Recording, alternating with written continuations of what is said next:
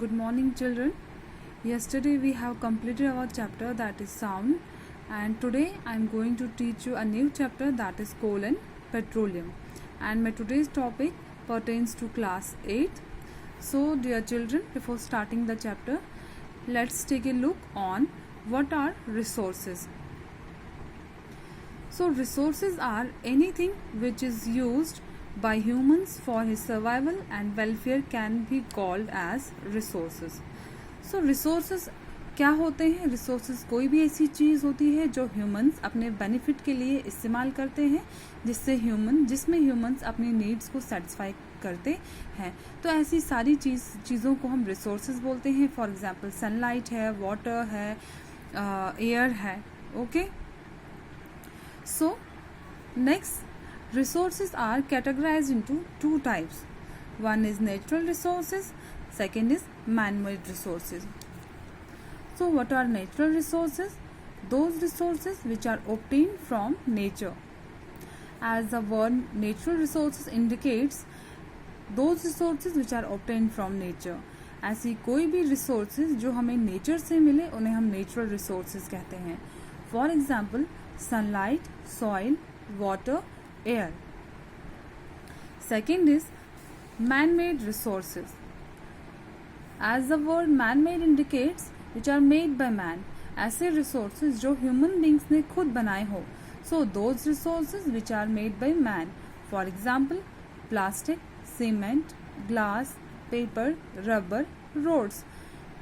ये सारी ऐसी एग्जाम्पल्स हैं, ये सारी ऐसे एग्जाम्पल्स ऐसे रिसोर्सेज की हैं जिन्हें मैन ने बनाया है, ह्यूमन बींग्स ने खुद बनाया है.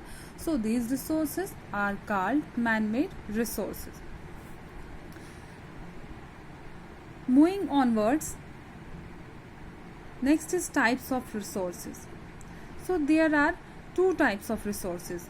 One is exhaustible resources, second is inexhaustible resources. So what are exhaustible resources? These resources which will get over after few years. For example, petrol, coal, forest. And these resources are also known as non-renewable resources. So exhaustible resources ऐसे resources होते हैं जो कुछ time के बाद ख़त्म हो जाते हैं. These resources are in a limited stock. In resources का जो स्टॉक है लिमिटेड होता है और कुछ टाइम जब हम इन रिसोर्सेज को ज़्यादा से ज़्यादा यूज़ करेंगे तो एक टाइम ऐसा आएगा ये रिसोर्सेज जो है ख़त्म हो जाएंगे और ये रिसोर्सेज फिर हमें नहीं मिलेंगे.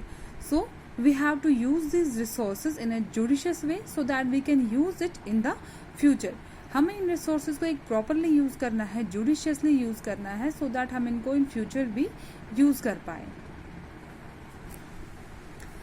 Next is inexhaustible resources. These resources are available in plenty or they are in an unlimited stock. Inexhaustible resources ऐसे resources होते हैं जो बहुत plenty काफ़ी मिकदार में present होते हैं. हम ये भी कह सकते हैं कि जिनका स्टॉक जो है अनलिमिटेड होता है, जो कभी ख़त्म नहीं होता है, जिन्हें हम बार बार यूज़ कर सकते हैं. For example sunlight, air, water, tides. इन सभी एग्जाम्पल्स को, इन सभी रिसोर्सेज को हम बार बार यूज़ कर सकते हैं क्योंकि इन चीज़ों का, इन रिसोर्सेज का जो स्टॉक है वो अनलिमिटेड होता है. एंड टाइड्स जो है, टाइड्स को भी हम यूज़ किया जाता है आजकल to generate electricity, to create different kinds of energy. उनमें हम टाइड्स को यूज़ करते हैं. And these resources are also known as renewable resources. Okay students, so what we have discussed today, we discussed resources, categories of resources, types of resources. So we will continue our topic tomorrow. तब तक आप अपने घरों में इस topic को revise कीजिए. हम फिर कल मिलते हैं अपने नए इसी टॉपिक के साथ. Take care and bye bye. Thank you so much.